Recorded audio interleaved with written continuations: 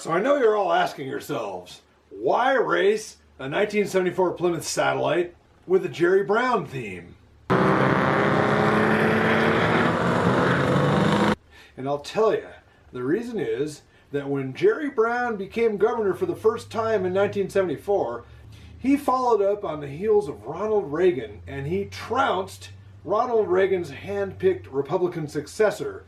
Now, Reagan had spent a huge amount of California taxpayer dollars in order to fix up the governor's mansion to make it Nancy grade, if you know what I'm saying. And he also sprang out a lot of our taxpayer dollars for a fleet of Cadillac limousines so that he and Nancy and all of his droogs could roll around Sacto in true Reaganic style. Now, Jerry Brown had just come off of a few years studying for the priesthood. He was the son of former Governor Pat Brown, legendary California governor, but not, as you might assume, the subject of the very famous Vandals song, The Legend of Pat Brown. That was Patrick Edward Brown, who tried to run the cops down wow wow. Jerry decides that what he really wants to do is save money for California taxpayers and, more importantly, look like he's saving money for the California taxpayers. And so he declined all the use of the Reaganic limousines and the Nancy Reaganic California governor's mansion. Instead, took out a one-room apartment in Sacramento and slept on a bare mattress on the floor. And he decided when it was time to get wheels that he would just go to the California state government motor pool and demand a car. And what a car. He went in there and said, "Yo, give me a car." And they said, "Oh yeah. How about that Robin's Egg Blue 74 Plymouth Satellite we got right here? It's damn near new." And Jerry said, "Yeah, that's perfect." Because he knew that would show that he was a man of the people. Jerry gets his 74 Satellite. It's the base grade 318 3-speed automatic Satellite. No floor mats, no passenger side mirror, all that stuff. But you know what? It was good enough for Linda Ronstadt to go on dates with him. So what else do you really need in 1974 when you're governor of California? So Jerry, he's got this Satellite, and he feels like, I'm saving the people money. Because one thing, Jerry, to be fair, all the things you might think about Jerry Brown being Governor Moonbeam and being kind of a space case, he definitely likes a balanced budget. And that was kind of his deal. Of course, he likes to look like he likes a balanced budget, but he's a politician. He was the son of a politician. Can't really be helped. So he's got this Plymouth. He's driving it around, and it's so good. But it turns out that in the 70s in San Francisco, the burgeoning punk rock movement became more and more uncomfortable with the idea of what seemed to be Jerry's, shall we say, hippie fascism that he seemed to be promoting as a current Buddhist and former Catholic seminary student. So, San Francisco, late 70s, Jello Biafra has moved to San Francisco from Boulder, Colorado, and frankly, he's horrified by this sort of hippie fascism. In fact, he's watching Dianne Feinstein, who became mayor. Well, we don't need to talk about that. She became mayor of San Francisco and immediately started selling out to the big corporate interests. Like, what would you expect from corporate Democrats? And Jello Biafra saw that, and he figured this will not stand. And he decided he would pen a song about Jerry Brown's vision for California and the way that California would one day rule the world with him as ultimate dictator. Probably Jerry wasn't really thinking that way, but it didn't matter. Jerry's tooling around in his 74 Satellite. He's going to be president someday. And Jello Biafra writes this song for the Dead Kennedys. So this Dead Kennedys song, which came out in 1979, was called California Uber Alice.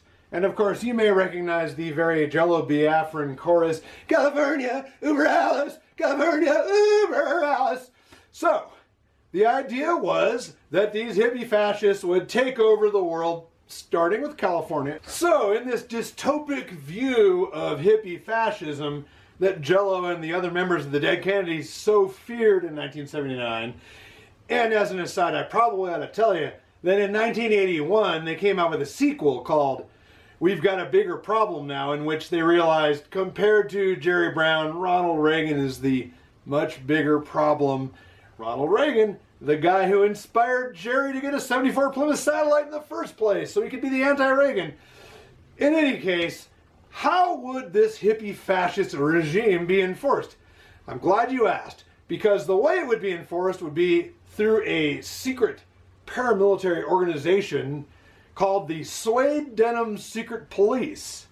Now, the Suede Denim Secret Police, they will come for your uncool niece. And what they'll do is enforce all of what early 20s punk rockers in 1979 San Francisco felt would be this hippie fascist regime, where your kids will meditate in school, your aura will always be smiling and never frowning, you'll always have a pretty flower, don't you worry, it's only a shower. I suggest you go listen to this song very closely. I don't think we really have a whole lot to fear from hippie fascism these days, but it helps to understand this theme that we did with this team. So, we decided that the members of the team driving Jerry Brown's 1974 Plymouth Satellite would be the Suede Denim Secret Police. And well, what would they wear? Well, they'd wear suede and they'd wear denim. So we all got suede pants, or suede vests, suede pants, Jerry for President 1976 buttons. We all got tie-dyed headbands, and of course we got customized billy clubs, each with our own peace-enforcing slogan on them. Mine was the smiling aura, because as we learn in the song, I am Governor Jerry Brown, my aura smiles and never frowns.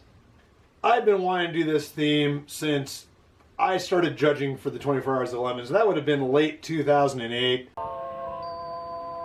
Well, I've manipulated a lot of teams into building really stupid cars and doing really stupid themes. When Dave Morrow built the twin-engined Cadillac Eldorado with 1,000 cubic inches, and it just about destroyed his sanity. Poor guys lifting the hood off the ground. And it didn't work very well. It was spectacular. That was my fault. That was my advice. Those poor sons of bitches that decided they would take up my idea of a Dodge Spirit RT, the fastest four-door sedan of 1991, that we would put it in Class C and that we would not care how much they spent on it. They never turned a lap. Will persevere. Many, many themes and teams and cars were my terrible idea. And yet all this time, I talked a team into racing a Renault Fuego Turbo. Is that the thermostat that just fell out on the ground? Yes it is. If you can do that, you should be able to do anything. But I never could talk any team into doing the 1974 Robin's Egg Blue Plymouth Satellite sedan with the Suede Denim Secret Police theme. In 2011, Neil Luzzi shows up first Lemons race in Buttonwillow with one of the most ass-kicking themes I'd ever seen in my life. He did a Repo Man theme where he was J. Frank Parnell.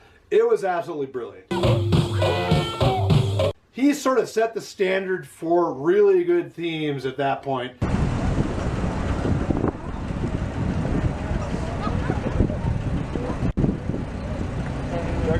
I knew that if any man could make this theme happen, my beloved Suede Denim Secret Police theme, it would be Neil.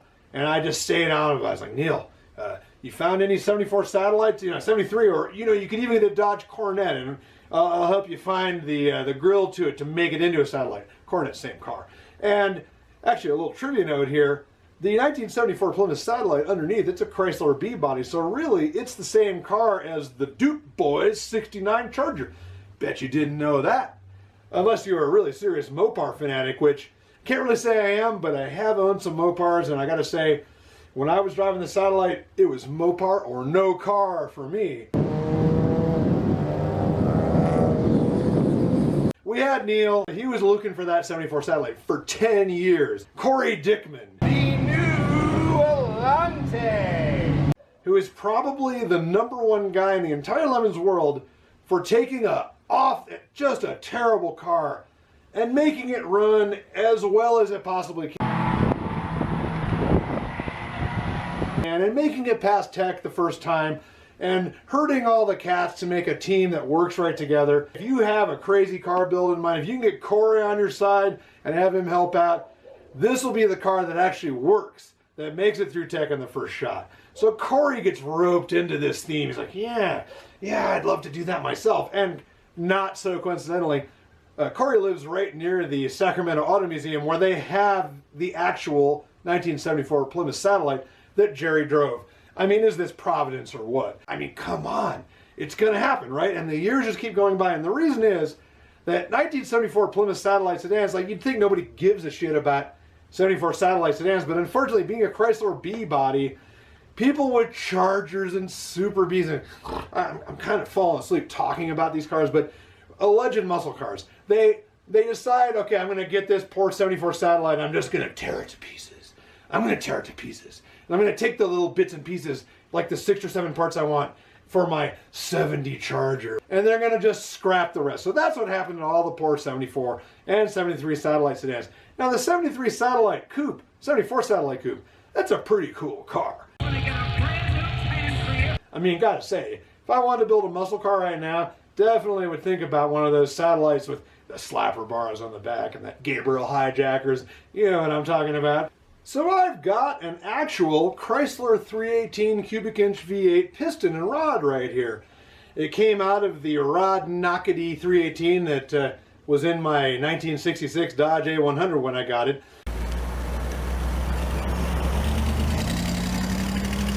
We had the exact correct engine in that 74 Satellite, Chrysler 318 2-barrel with these pistons.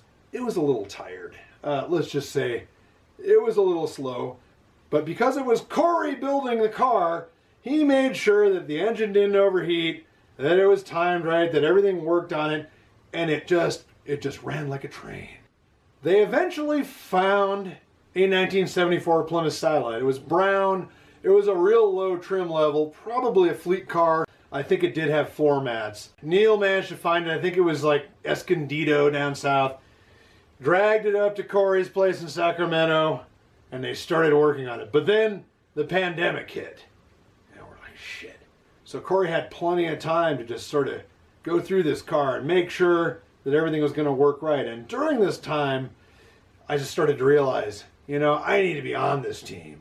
I don't need to just be the evil puppet master who pulls the strings and gets the foolish racers to build the silly car, you know, like a science fiction bad guy.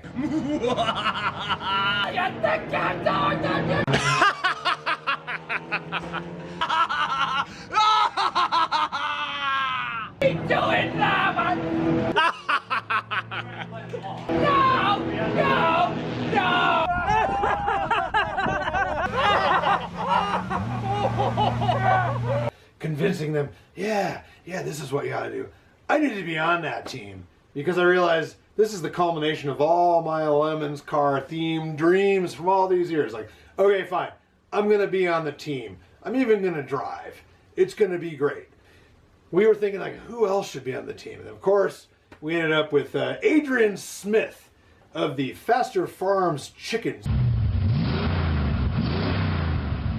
You may remember from, the last 13 years or so, the 1966 Plymouth Belvedere with the Foster Imposters chicken stuck to it.